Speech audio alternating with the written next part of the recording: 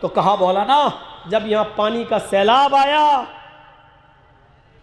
تو ایک آدمی کے بیوی بچے سب پانی میں بہہ گئے، اور سپول کا ایک آدمی ہم کو بتا رہا تھا کہ مولانا میں نے سب سے چھوٹے بچے کو میں نے اپنی گود میں لیا اور کسی طرح میں ایک پیڑ پہ چڑھنے میں کامیاب ہو گیا، اس کو پکڑا رہا، پیڑ پہ چڑھا، لیکن پانی اس درخت تک آ گیا، ایک ہاتھ سے درخت پکڑے ہوئے تھا، دوسرے ہاتھ سے میرا چھوٹا سا بچہ میں پکڑے ہوئے تھا، پانی پیڑ تک پہنچ گیا۔ اب ایک ہی راستہ تھا، اگر اس ہاتھ سے میں دوسری ٹہنی کو پکڑ کے چڑھوں تو اس بچے کو چھوڑنا پڑے گا، اور نہیں چھوڑ رہے ہیں تو بچہ بھی جا رہا اور میں بھی ڈوب رہا ہوں۔ پہلے کلیجے کو مضبوط کیا، کوئی شکل نہیں دکھائی دی، اور اوپر چڑھنے کے لیے میں نے بائیں ہاتھ سے جو بچے کو دبایا ہوا تھا میں نے اس کو چھوڑ دیا اور پانی کے حوالے کر دیا، اور میں اوپر چڑھ کر اس منظر کو دیکھتا رہا اور میرا بیٹا پانیوں میں بہہ گیا۔ کس مجبوری میں باپ اپنی اولاد کو بچانے کی کیسی کوشش کی، آخری دم تک بچاتا رہا، درخت تک بچاتا رہا، چڑھتا گیا۔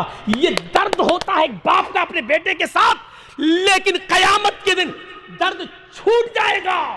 اس نے دیکھا کہ اب کوئی راستہ نہیں تو ہم دونوں کیوں مریں، بچہ پیڑ پہ چڑھ نہیں پائے گا، کم سے کم اپنے آپ کو تو ہم بچائیں۔ یہ سوچ کر اس نے اپنے بچے کو چھوڑ دیا۔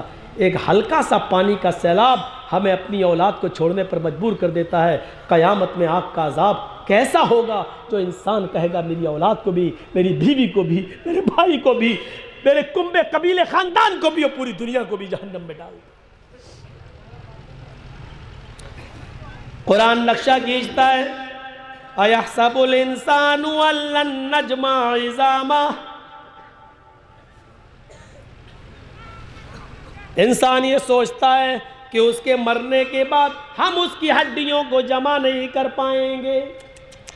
سورہ قیامت دیکھیے، اَيَحْسَبُ الْإِنسَانُ أَن لَّن نَّجْمَعَ عِظَامَهُ، انسان یہ سوچتا ہے کہ اس کے مرنے کے بعد ہم اس کی ہڈیوں کو جمع نہیں کر پائیں گے۔ بلا قادرین علی ان نسوی بنانا، ارے ہڈیاں تو بہت دور کی بات ہے مورخ انسان، ہم تو تیری انگلیوں کے پور تک بنانے پر قادر ہیں۔ یہ انگلیوں کے پور کیا ہوتا ہے معلوم ہے؟ اس کا صحیح ترجمہ اگر میں کروں تو اس کا ترجمہ یہ ہوگا، بلا قادرین علی ان نسوی بنانا، ہڈیاں ہی نہیں اے مورخ انسان، ہم تو تیری انگلیوں کے فنگر پرنٹ تک بنانے پر قادر ہیں۔ آج زمانہ کتنی ترقی کر چکا ہے، مولانا جرجیس انڈیا چھوڑ کے بھاگ نہیں سکتے، اگر انہوں نے جمیل احمد کے نام سے فرضی پاسپورٹ بنوایا تو انڈیا سے ہو سکتا ہے کوئی بھگا دے جیسے اور لوگوں کو بھگایا گیا، لیکن جیسے ہی باہر جائیں گے اور وہاں فنگر پرنٹ جو لیا گیا، میرا انگوٹھا جو رکھا گیا، تو اس پہ فوراً نام آ جائے گا محمد جرجیس۔ ارے تمہارے اس میں تو جمیل احمد لکھا ہوا ہے پاسپورٹ میں اور تم تو محمد جرجیس ہو۔ ایک انسان کی انگلیوں، ایک انگلی میں جتنے نشان ہوتے ہیں دوسرے انسان کی انگلی اس سے الگ ہوگی، اور پوری دنیا کا انسان کا ایک انگلی کا فنگر کا کے نشان دوسرے انسان سے الگ ہوں گے۔ ایک انسان کی طرح، ایک انگلی کے نشان کی طرح پوری دنیا میں کسی بھی انسان کو لے لو، اس کی انگلی کے نشان آپ کے نشان سے ٹچ ہو ہی نہیں سکتے ہیں، سب کے الگ الگ ہیں۔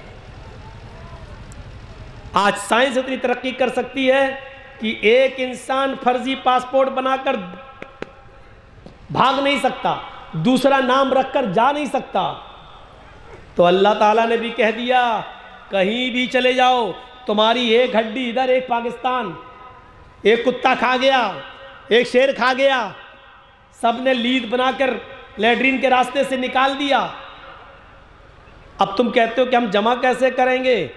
ارے جب ایک انگلی کے نشان سے ہم تمہیں پکڑوا سکتے ہیں، اور تمہارے سائنس، ہم نے جو عقل دی ہے سائنٹسٹ لوگوں کو، اس نے جو مشین بنائی ہے ہماری دی ہوئی عقل سے، جب وہ پکڑ سکتی ہے تو کیا ہم نہیں پکڑ سکتے؟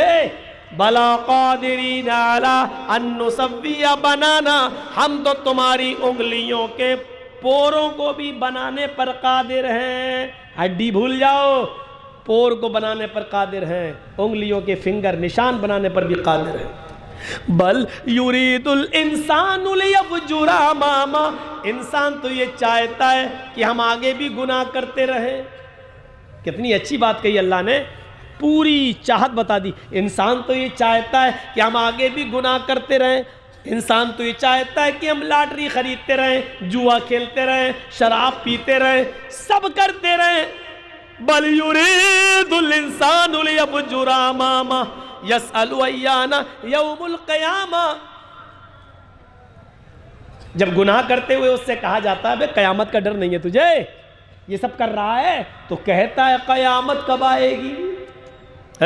قیامت، یہ ملا مولوی دیکھو پاگل، قیامت قیامت ہے۔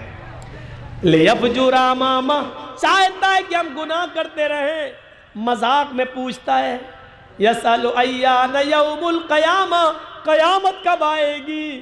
سن، اللہ کہہ رہا ہے آئے مذاق میں کرنے والے، آئے قیامت کا مذاق اڑانے والے، سن قیامت آئے گی۔ فَإِذَا بَرِقَ الْبَصَرُ وَخَسَفَ الْقَمَرُ وَجُمِعَ الشَّمْسُ وَالْقَمَرُ۔ فَإِذَا بَرِقَ الْبَصَرُ، جب آنکھیں پتھرا جائیں گی، آنکھیں چندیا جائیں گی، وَخَسَفَ الْقَمَرُ، چاند بے نور ہو جائے گا، چاند کی روشنی چھین لی جائے گی، وَجُمِعَ الشَّمْسُ وَالْقَمَرُ، چاند اور سورج دونوں جمع کر دیے جائیں گے، دونوں اکٹھے ہو جائیں گے۔ یہ چاند اور سورج دونوں اکٹھے ہو جائیں گے۔ آپ شاید پڑھے ہوں گے، سائنس وغیرہ آپ لوگ پڑھتے ہیں، لیکن بتا رہا ایک ملا مولوی، یہ زمین دھیرے دھیرے اوپر کی طرف اڑ رہی ہے، یہ سورج کی گرمی کم ہوتی جا رہی ہے دھیرے دھیرے۔ اذا الشمس کورت، ہم سورج کی روشنی کو لپیٹ دیں گے۔ سورج کی روشنی کو لپیٹنے کا مطلب کیا ہے؟ سورج کی روشنی دھیرے دھیرے کم کر دیں گے۔ تو سورج کی روشنی جب تھوڑی کم ہوتی ہے گرمی، تو زمین اپنے اندر اناج کو پکانے کے لیے اتنا اوپر چلی جاتی ہے۔ سورج کی مقناطیسی کشش زمین کو اپنے اوپر کھینچ رہی ہے، تو جب زمین ایسے اڑتی ہے تھوڑی، تو چاند بھی ایسے اڑ جاتا ہے۔ چاند کو بھی سورج کی روشنی کی ضرورت ہے۔ جب سورج کی تھوڑی روشنی کم ہوتی ہے تو چاند اتنی روشنی کو حاصل کرنے کے لیے ایسے قریب ہو جاتا ہے، دھیرے دھیرے اوپر کی طرف اٹھ رہا ہے۔ ایک دن آئے گا یہ چاند اوپر ہوتے ہوتے دھیرے دھیرے اوپر جاتے ہوئے سورج سے ٹکرا جائے گا، اور جب یہ چاند سورج سے ٹکرائے گا تو دونوں کی ٹکر سے ایک بھینکر وسفوٹ ہوگا۔ جیسے اودھ آسام اور برہم پتر میل ٹکرائی تھی ویسل میں، دونوں ٹکرائی اور پھر دونوں پیچھے ہٹی اور پھر ٹکرائی، تو کیا حل ہوا؟ تو جب چاند و سورج دونوں جمع ہوں گے، یہ دونوں ٹوٹ کر زمین کے اوپر گریں گے۔ جب زمین کے اوپر گریں گے تو زمین ڈس بیلنس ہو جائے گی، زمین ڈس بیلنس ہوگی، ادھر ایسے ہلے گی، اور جب ایسے ہلے گی تو پہاڑ اپنی جگہ سے ہٹ جائیں گے، پہاڑ ہٹ جائیں گے، اور جب زمین یوں ہلے گی ڈگما ڈول تو یہ زلزلہ آ جائے گا۔ اس وقت قرآن کی آیت سچی ہو جائے گی، اذا زلزلت الارض زلزالہا، جب زمین اپنے اندر کے، جب زمین پورے زور و شور کے ساتھ ہلا ڈالی جائے گی، وَأَخْرَجَتِ الْأَرْضُ أَثْقَالَهَا، زمین اپنے اندر کے سونے اور چاندی کو بوجھ کو نکال کر باہر پھینک دے گی۔ تو اللہ نے وہی کہا فَإِذَا بَرِقَ الْبَصَرُ، جب آنکھیں چدھیا جائیں گی، وَخَسَفَ الْقَمَرُ، چاند بے نور بے روشنی ہو جائے گا، وَجُمِعَ الشَّمْسُ وَالْقَمَرُ، چاند و سورج دونوں جمع کر دیے جائیں گے، یقول الانسان یومئذ این المفر، اس دن انسان کہے گا آج میں کہاں بھاگوں؟ میں تو مذاق میں کہتا تھا قیامت کب آئے گی، یہ تو سچ میں آ گئی، اب کہاں بھاگیں؟ او لوگوں بھاگنے کی جگہ بتاؤ، کہاں بھاگے، کدھر جائیں؟ کلا، ہرگز نہیں، کلا لا وزر، آج بھاگنے کی کوئی جگہ نہیں ہے، آج بھاگنے کا کوئی راستہ نہیں ہے، آج بھاگنے کا کوئی جائے فرار نہیں ہے۔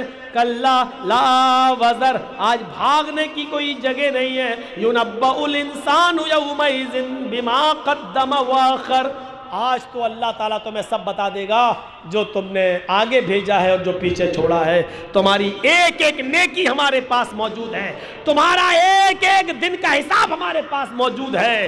جس طرح مولانا جرجیس کی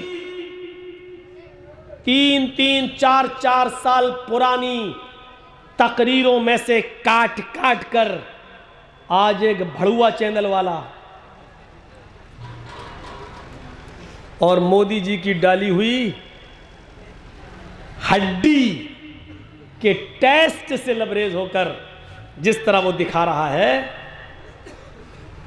جب ان کے پاس یہ ساری چیزیں ہو سکتی ہیں ریکارڈ، تو ہمارے پاس بھی تمہاری زندگی کا ریکارڈ ہے، ہمارے پاس بھی تمہاری زندگی کا ریکارڈ ہے۔